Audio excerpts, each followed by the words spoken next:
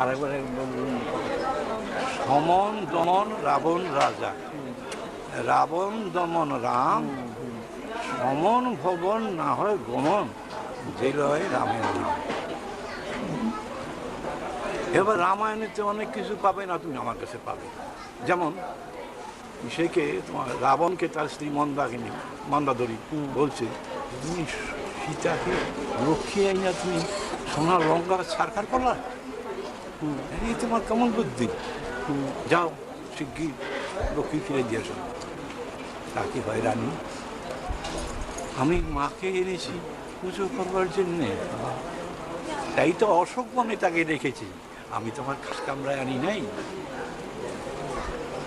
তুমি জানো না, বোঝো না, কেন বা হরেছি এ শ্রীরামের শীতে, আমি এছাড় লঙ্কা হতে যাব বৈকুণ্ঠেতে, আমি লক্ষ্মী নারায়ণ হেরব হরষিতে।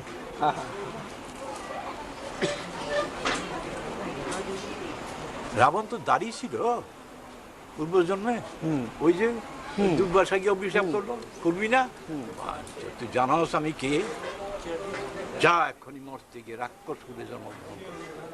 এই বিষয় এসব প্রার্থনা করে প্রভু ওর উপায়টা বলে দিন, ও তো করবেই, কিন্তু ওর মুক্তির উপায়টা,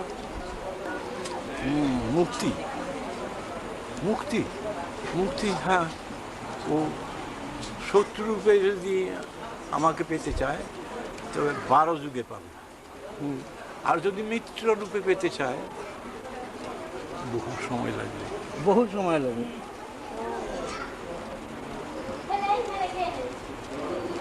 অর্থাৎ ভক্তেরই তিনি মানে পরীক্ষা নিরীক্ষা করেন, অভক্তের নয়।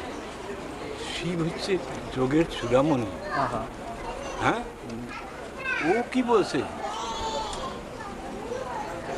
ও বলছে যে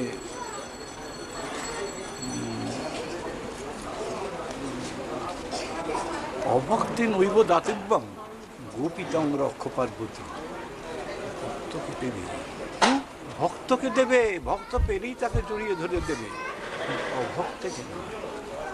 যে কথাগুলি তোমার সঙ্গে বললাম এটা তো তুমি কারোর সঙ্গে বলি।